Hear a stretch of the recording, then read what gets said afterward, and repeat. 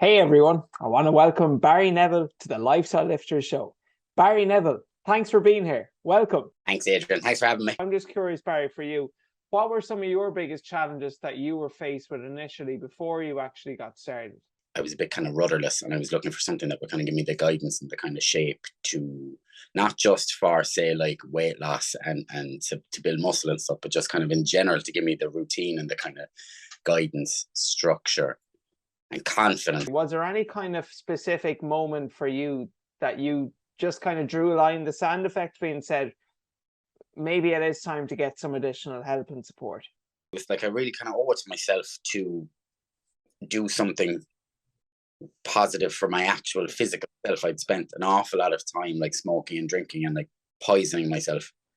And as I was kind of thinking, like coming up to that 6 months with the no smoking, I was kind of like, look, I've come this far. It would be something that, it wouldn't be something that I would have naturally said, okay, yeah, I'll sign up with a personal trainer.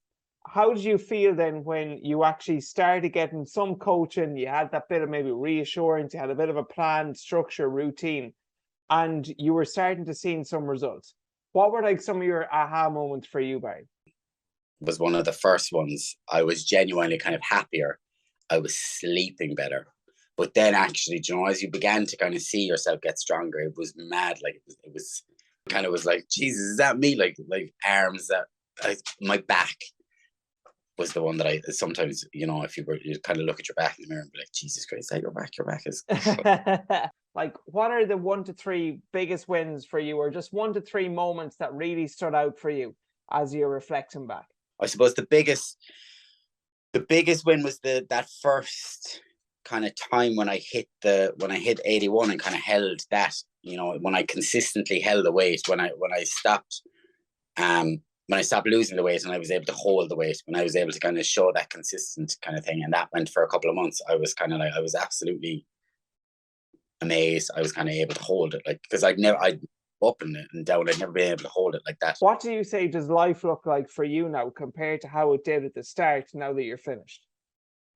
So I suppose it's kind of like you have that then, that kind of like, oh no, I'm starting something new, but it's different from when I was starting this, because I suppose with this, I was like, oh, having my handheld, I suppose now I need my handheld a little less, like, I'm still not sure on what way I'm going to, with the fitness.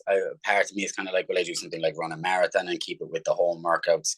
Part of me is like, will I find a gym, go in then and show them all that they're useless and I'm great? To wrap it up then, Barry, for anyone out there who, may have been Barry Neville February/March 2021, that, you could have been somewhat on the fence, will I, won't I?